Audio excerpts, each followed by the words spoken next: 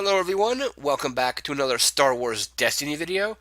More spoilers have become available through, various sources. We're going to go through a few of them here. So first up, we have the TIE Pilot, 7 health, 8 points, one, all modified sides here. So a +1 modified for range, +2 range modified, +3 range modified for a resource, a focus, a resource, and a blank. And while this die is in your pool, your other dice showing range damage cannot be removed by an opponent. But like it says, other dice, so the TIE Pilot die can be removed, thus making all the other range damage dice removable. So if you're playing TIE Pilots, you probably want to have at least 2 of them because they will give that bonus to each other. So if you have another TIE Pilot, his die won't be able to be removed as long as you have another TIE Pilot in play as well, and both dice are in the pool. They both protect each other.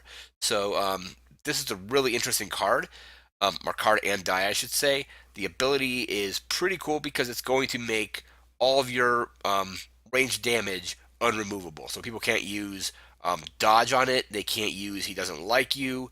They can't use anything to remove your range damage unless they just remove the TIE Pilot die itself. But again, if you have 2 TIE Pilots out, it makes all of your range damage unremovable. So these guys are going to have huge targets on them as soon as you play them, or as soon as people see that you're playing with the TIE Pilot.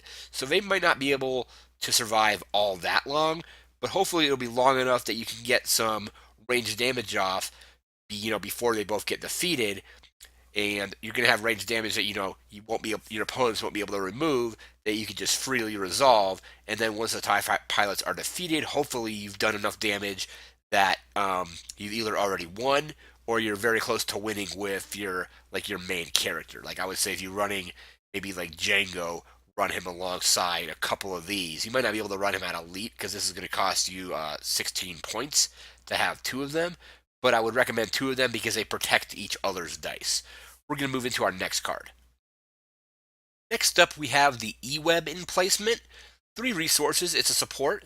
1 range damage, 1 range damage for a resource, 2 range damage, 2 range damage for a resource, 2 shields, and a blank.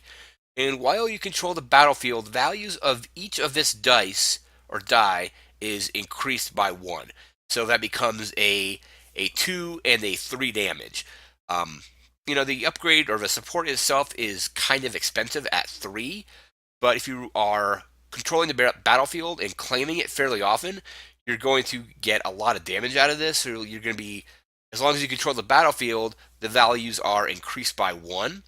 And then there's 2 sides that cost resources at that 1 resource, or 1 range for a resource and the 2 range for a resource.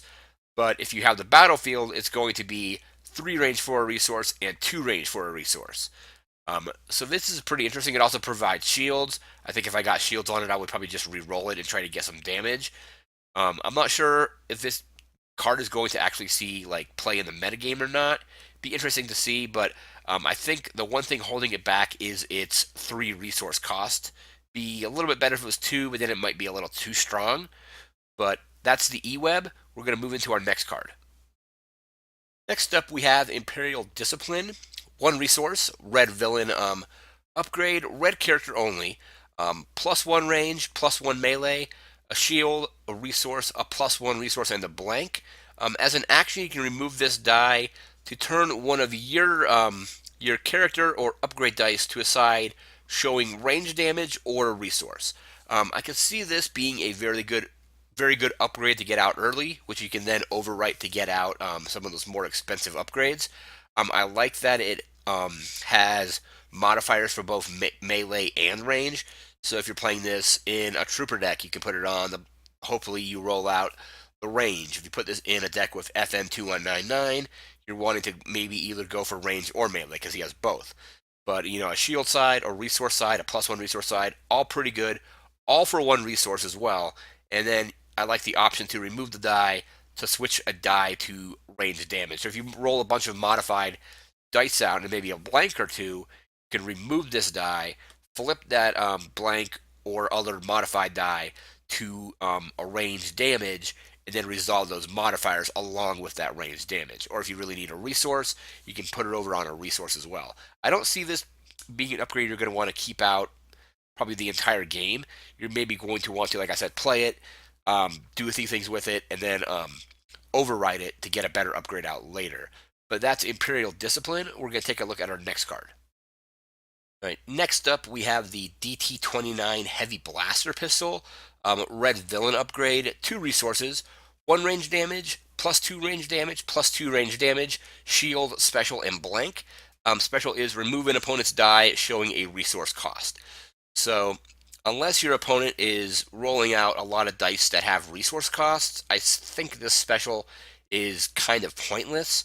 I do like the damage sides on it, though. I like that it has a regular damage side and 2 modified sides. So if you get if you throw this on like a stormtrooper, roll out, let's say, a damage with them, a damage with this, and then you can resolve that, or you could roll out the modified sides as well. I like that the modified sides are both 2, so you don't have like a +1 or anything like that on here.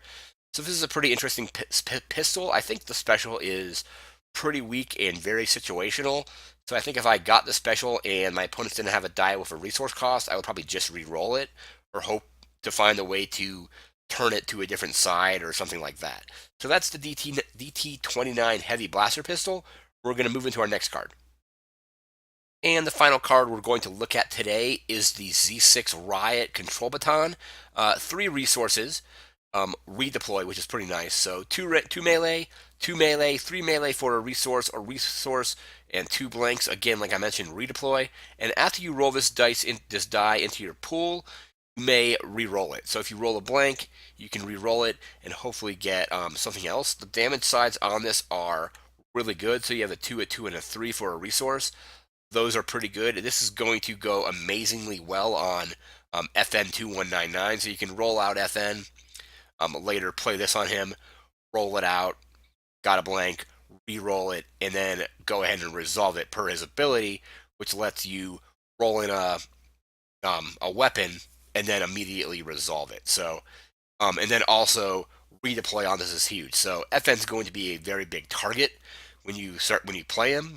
So you're going to play this, roll it out, get a few damage done, hopefully defeat a character, and as soon as FN gets defeated, if he does get defeated, you can slide this over to another character, which is pretty cool.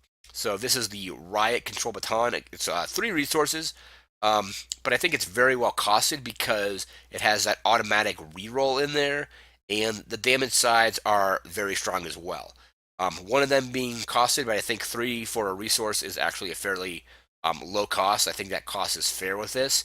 And I really love the ability that's like, okay, you rolled it, you didn't roll well, you get to re-roll it. And then if it's on FN, you can just straight up resolve it right away. So that's the Z6 Riot Control Baton.